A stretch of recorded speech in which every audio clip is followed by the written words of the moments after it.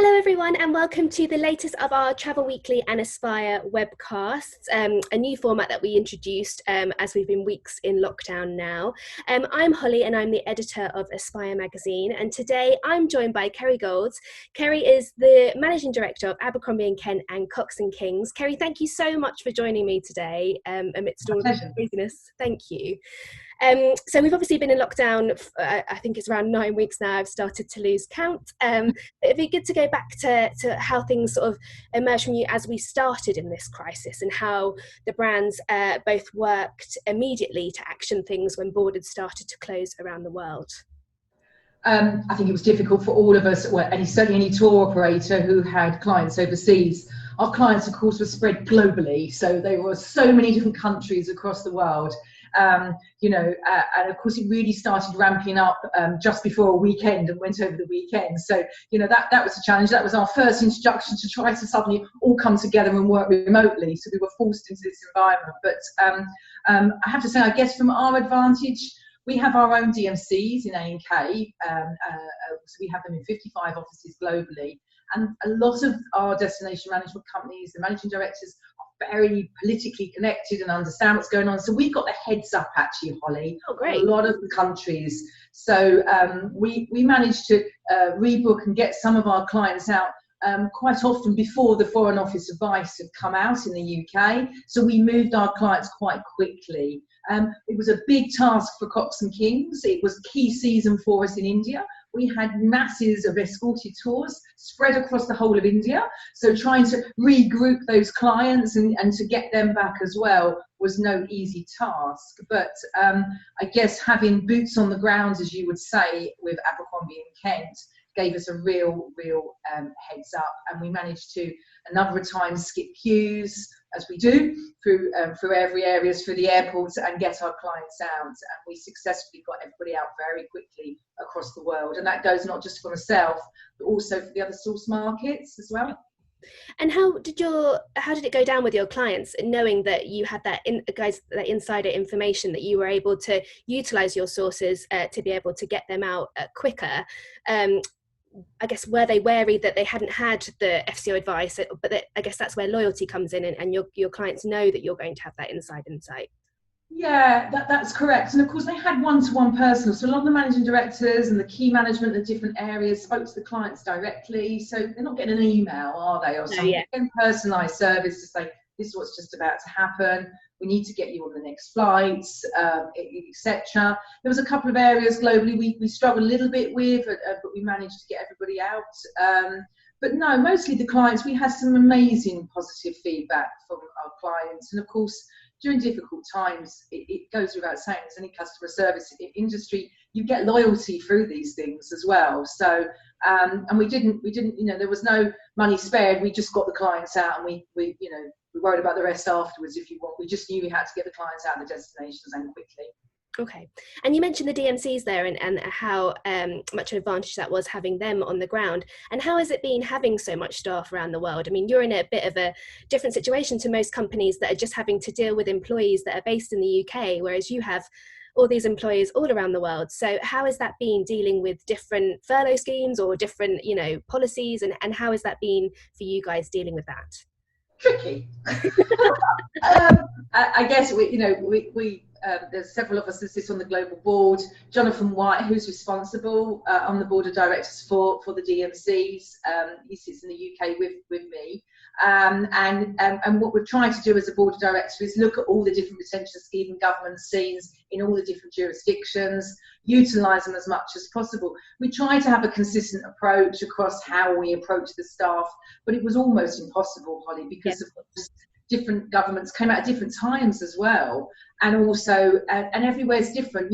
Some of our DMCs are in are less fortunate countries, and therefore don't have the same, or they don't have the same overheads in the first instance, but they have different reasons and different challenges than perhaps we would do in the UK. So we try to consider them all whilst trying to get some kind of consistent approach. But of course, as you know, it just changes all the time as well, and trying to keep on top of it has been no easy feat for us all.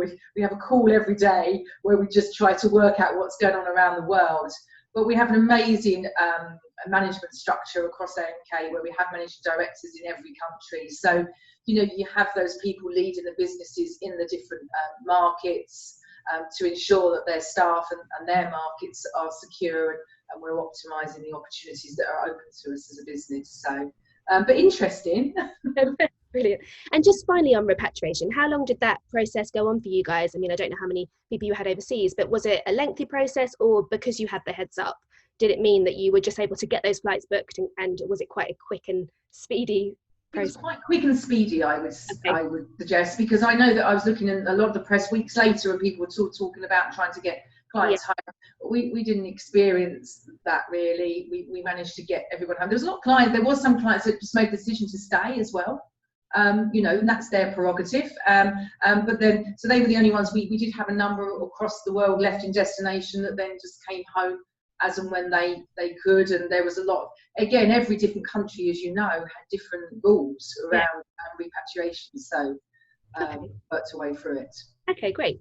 I guess the next challenge that emerged after that reactiveness of repatriation was everything around refunds, and that's still a big issue for many travel companies. So what's been the policy at A&K and Cox & Kings, and how have you managed to deal with the deluge of refunds that many brands have been talking about?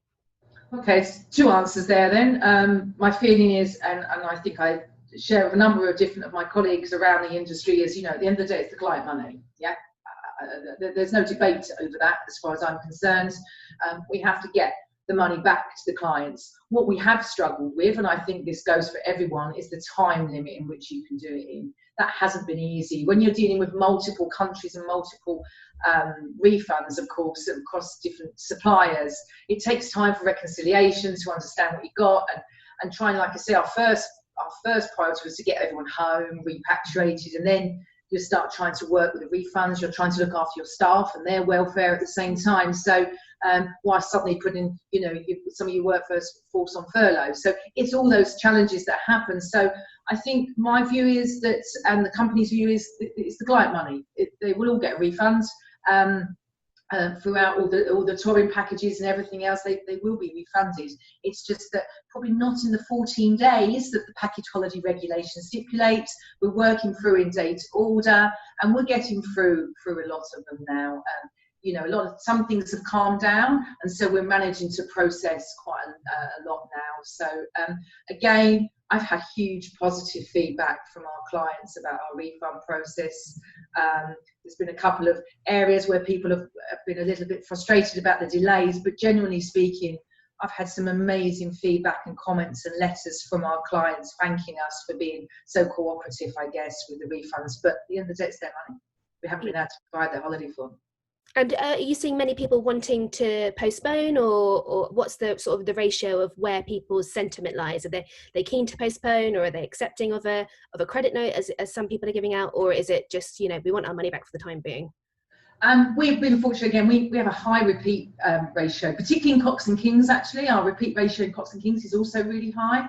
But you would expect it in A&K, I guess, because the level of the average spend as well. So again, a lot of clients, we've been really fortunate, have left monies in house. A lot have already booked for next year.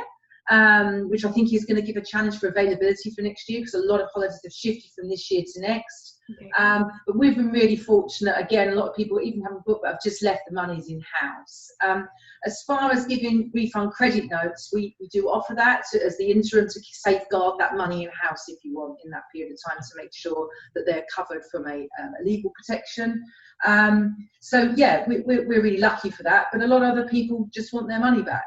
And so it's a real mix, Holly. Yeah. But we do it personally. We talk it through with every client. We give the reasons why and for. But ultimately, it's down to your personal circumstances as well, isn't it, as to why and if you want your money back.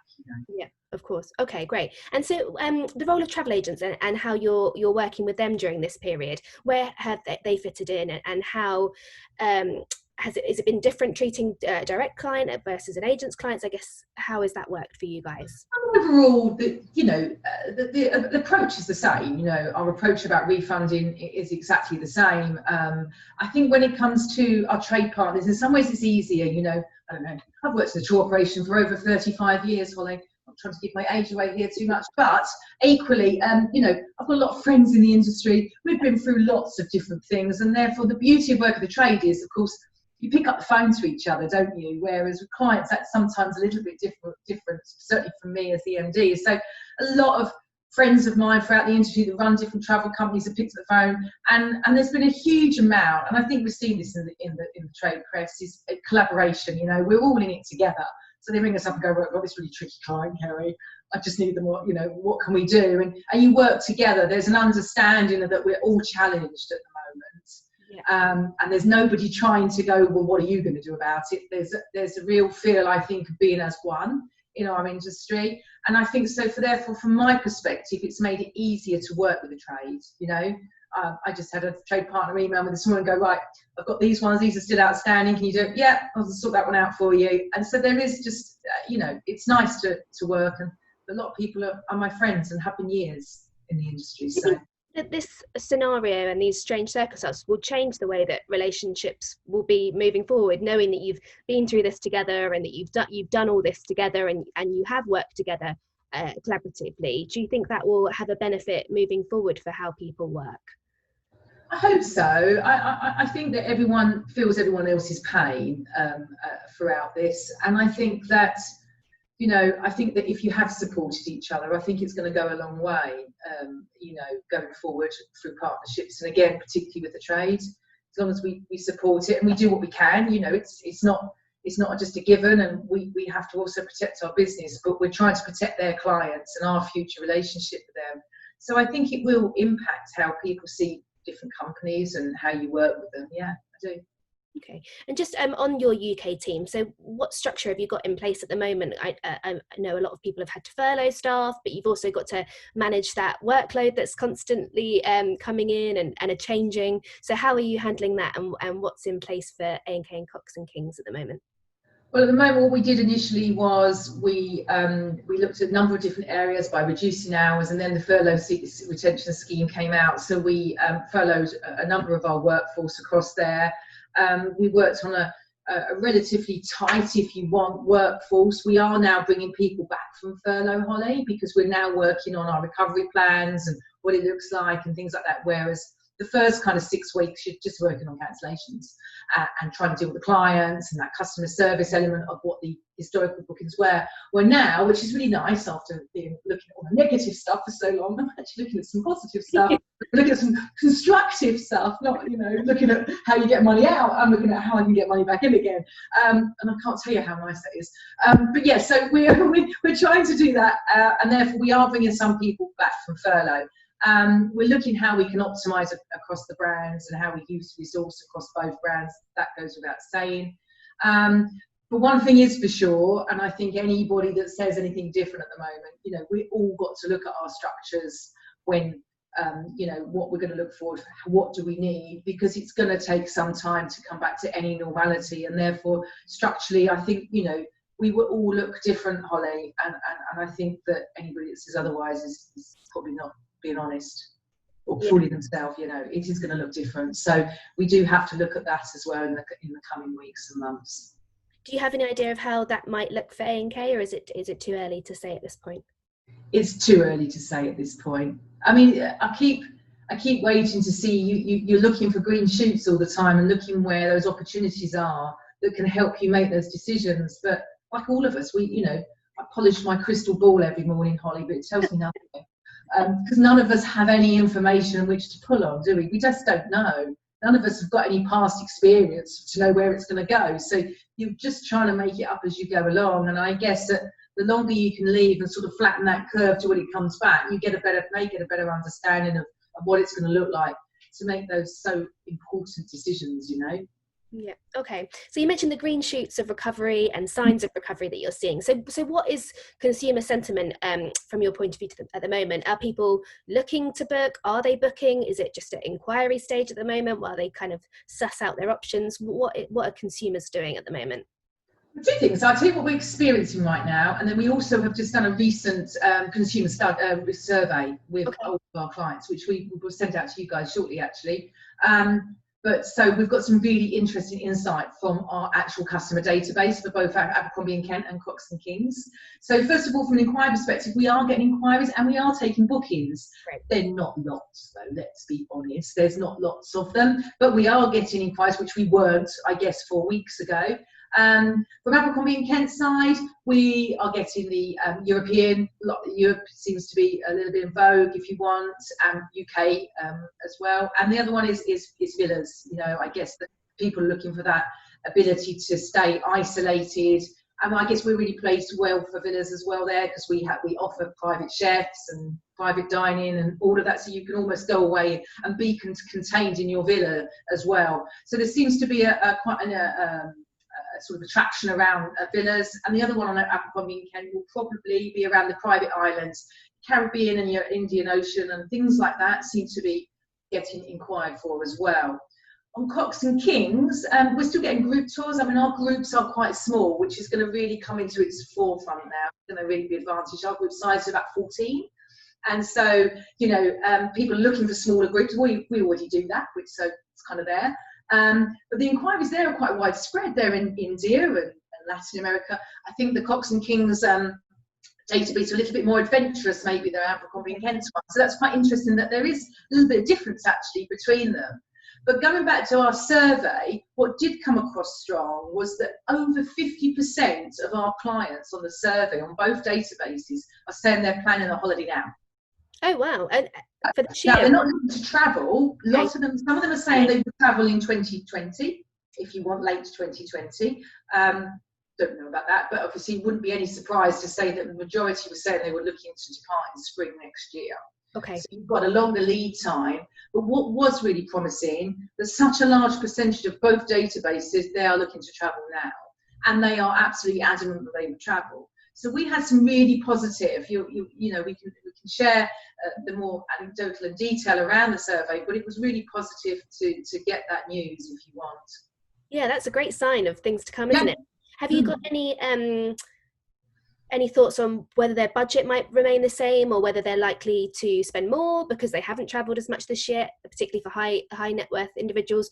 Or do you think it could be around the same? I guess pricing of holidays will come into that in some realms as well. We did ask that question, so I do have the statistics on that actually, and they basically said it was over 70% said their budget would remain the same. Okay, that's a very good sign as well, isn't it? Yeah, that's a very good sign. Yeah. Okay. So that was really positive. Okay, and on pricing, I know some people are starting to introduce price promises or working with suppliers to keep pricing the same. What is your strategy on pricing, with an expectation that things could become more expensive next year? How are you guys handling that? We are working with our DMCs, both A&K DMCs and the non-A&K DMCs that we work with Cox and Kings as well, to make sure that we try to keep the prices down, particularly on the ground side, the same as it is next year. There are some reluctance. Hotels are still concerned that they might not have to, they won't be able to, you know, obviously book as many rooms out. You've got the whole issue about capacity and social distancing on airlines, which could push the price up. But people are very keen to try to get the early bookings in from next year. So yeah, we're working on trying to keep the prices as consistent as they are for this year.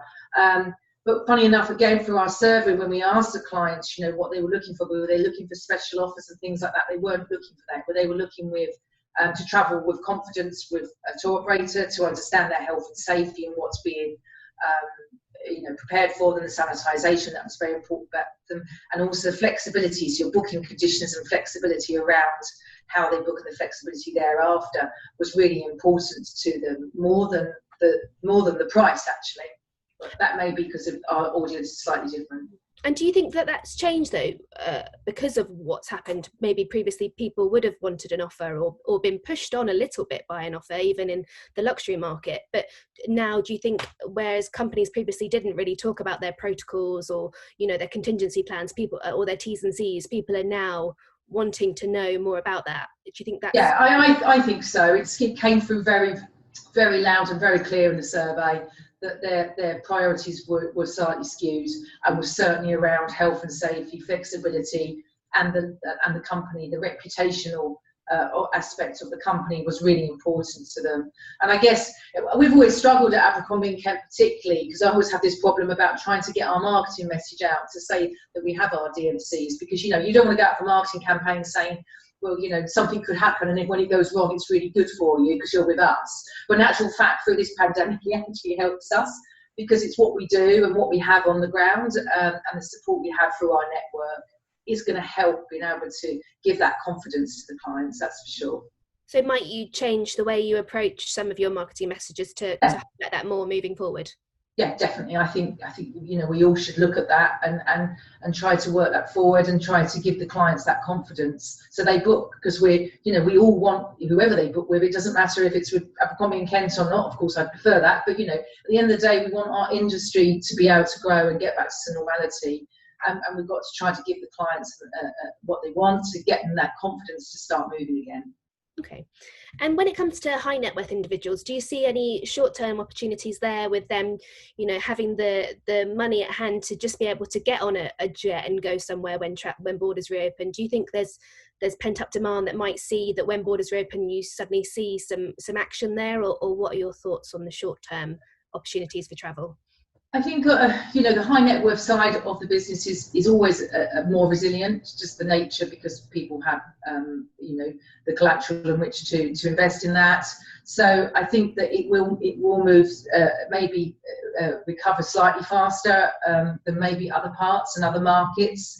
And certainly our clients, like you say, have the means to get on their own, go on their own private jets sometimes and different things like that. And we're trying to work around our product lines around that. But we are trying, again, this is talking about Abercrombie and Kent, but we're also trying to apply some of it to our Cox and Kings escorted tours as well. But we've always done, you miss the queues at customs with A&K. We take you to the front and we get you through. You've never had to have hotel check-in because we do them before you get there. We've always got insider access, and we always visit some of the attractions before and after anybody else does, because we get that and we take you away from the crowd. So we're going to carry on doing what we've always done, Holly, because that's what we've always done. And if you want, we might have to expand it a little bit more. But that will help, I think, because that's what people are wanting to do, is keep away. And we're going to try to get some of those values and those things across on the Cox and Kings side as well, to give that comfort to the clients. Okay. And you mentioned villas and private homes earlier, and that you're fortunate to have that programme. Do you see that becoming more important as you move forward? I know it's always performed well through the trade for you guys. Is that a product range that you'll be putting more focus on, or maybe trying to add new product to? What's your plans for that? Yes, is the answer. I think I think we've seen that we get a considerably quite high amount of inquiries for villas right now. So that's where people are looking to, and we're looking to try to contract, obviously, get as many as we possibly can for next year. But we're also getting inquiries for this year for villas. So people are still looking to go this summer into a villa. And of course, it does lend itself to your multi-generational travel and groups and things like that, albeit, I don't think you want to travel in large groups at the moment, but you might still want to go away with your direct family and just go somewhere with the comfort. So yeah, it is a focus of ours. Okay. And it'd be good to sort of hear your insight on what you think what trends might emerge from this. There's been lots of speculation that people will want remote travel still and isolated travel. What do you guys expect to see come out of this in the short term? I think in the short term, I think you will get that. You'll get that isolation, that requirement for isolation in your villas or your wilderness or your private islands. Certainly, like I say, on the group size, they're looking for small groups, which we do anyway. But large percentage of our Cox and Kings side is still solo travel. So of course they still want to travel with other people, but small amounts of other people. So people are looking for that isolation, I think, and that's certainly the trend, and looking for that ability to not be surrounded by lots of people. And I also think people are looking for the reassurance about what you're doing as a company. Particularly for us who have our own ground operations, what we're doing around the sanitisation and the health and safety whilst they're in destination as well. So all those trends kind of go as one, if you want. Okay. And I'd just be interested to hear what your thoughts are on the way travel is sold. Do you think that this will change? So, I mean, we've seen lots of travel agents introducing Zoom technology to be able to have that face-to-face time. Do you think this will change anything significant in the way travel is sold, or do you think people quickly fall back into old habits, or what do you see emerging? I think it will change the way we live our lives and how travel is sold. I do. Do I think it will be? I do think there will be some things that change and some things that will fall back into place. But I do think we've all learned how to communicate with ourselves. You know, you see these endless TV ads at the moment, you know, about how you manage to do what we're doing right now, Holly. We would have met up for a coffee and done this before, wouldn't we? But we're doing this way. And I certainly think that would change the way that we sell travel, therefore, because it has to. And we've got the ability, we've worked out that we actually can do it this way, so we don't have to go and see each other. We can have a wonderful Zoom call, still speak to somebody, get that personalisation, that feel, and chat through your holiday ideas without having to see somebody. And there's a lot of talk about, obviously, the digital landscape increasing around as well, which I think probably will also we'll see changes going forward in the next year or two. Okay. So yeah, I do. You touched on it a little bit earlier on the, sort of the thoughts of clients wanting to know what you're doing on the ground, and I know you've written a piece for me recently about your charitable arm. So I'd be interested to hear a bit more from you on the conservation side and how this is all impacting conservation work. And you know, there's been reports of a rise in poachers and things around the world similar to that. So what's your thoughts on what happens after this, and how can we continue to make sure those projects get support? I feel really strongly about this, as does, you know, our leader, Mr. Kent, who's a pioneer in this area and has been for all these years that he's been in this industry, and it's part of our DNA at A&K. And it's a real big concern of our businesses and me personally and my management team. You know, if you talk about the animals, you know, there has been, as you just said, Holly, a rise in poaching. These founders, what you have to remember, and I was just talking to somebody last week, a friend of mine, and you know, what you have to remember is, we all sit in our lovely homes and our lifestyles, all at different levels maybe, but at the end of the day, you know, we sit there and go, God, we can't go to a restaurant to see our friends, you know, because maybe our salaries have been impacted and things like this. But these people out there, the communities in which we support, which is, you know, is a huge amount globally, this means for them getting food or not, you know, and therefore they are resulting, poaching will increase. You haven't got all the guides and safaris out there to keep an eye on what's going on. So poaching, because it's their livelihood, it's their only way of survival, for number one. But then coming to our charitable arm, you know, we do a huge amount of work globally and always have done to support the communities in which we work with. We raise funds as well as we support them personally for our business. So we have coordinators globally in lots of different countries that are employed by our charitable arm, and they are continuing to work to make sure that we still fund these communities, giving them core healthcare, you know, these soaps and some food, and keeping these communities going, because they are reliant on tourism, and without them, they're little small businesses which don't pay them a lot. They don't get. Now that for them is a matter of eating or not, whereas us, like I say, the difference is we can't see our friends. It's very, very different, and we are continuing to make sure that we look after and support those communities where possible.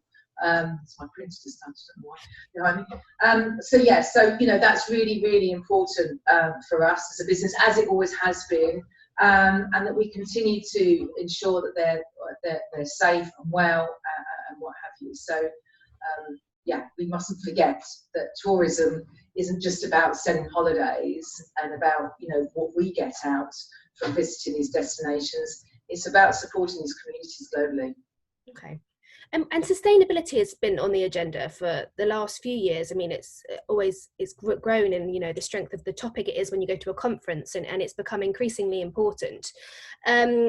Do you think all of this stuff around sanitisation and wearing plastic gloves and everything else that we're having to do around sanitisation is going to affect sustainability in any way, or do you think it will still be something that people see as being key and important when they travel?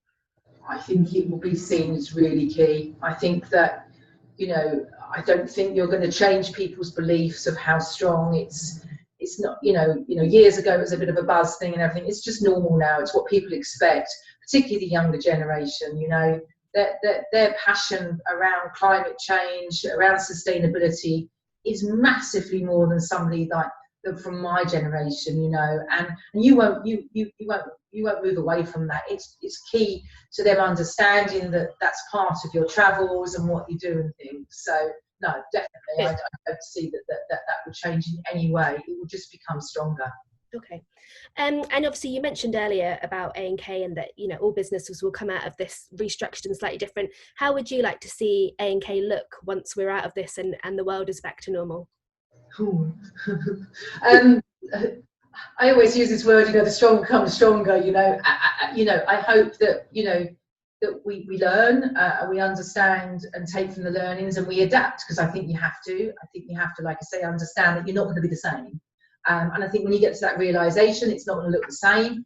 You have to change, whether it be to support your staff, what the structure looks like, how you sell holidays and how you support your clients. Once you get over that, then you can move forward.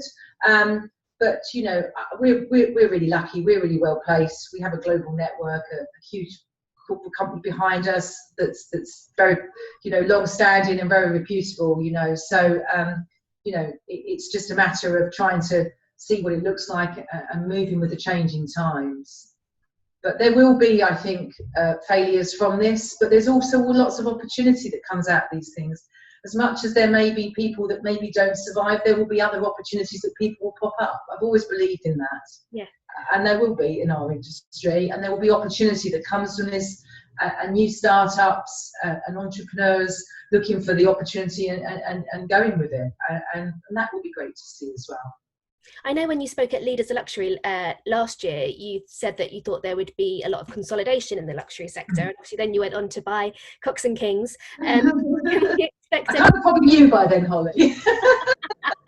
Do you think there'll be more consolidation as a result of this? Like you say, there's going to be opportunities for some people to snap up businesses or you know, databases and stuff. So do you think there'll be opportunities for consolidation amongst brands? I think so. I think that they're, you know, whereas everyone is looking to consolidate and you know, make sure that their overheads are controlled, if you wish, but there's going to be consolidation because there will still be other organisations looking for opportunities that maybe could consolidate and merge and look at other brands, as we have done with Cox and Kings, that basically complement you. Okay. And finally, Kerry, when you can travel again, where do you want to go? Oh, I was really lucky, Holly. I came back from Sri Lanka and the Maldives 2 days before lockdown.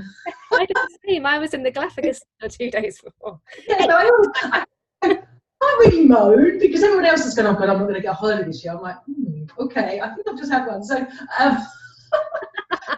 where do I want to go? Or where was I meant to go this year? I was meant to do the Antarctica this year. Oh, and of course, yeah, I know, but I don't suppose that's going to happen now. I was meant to do that in December.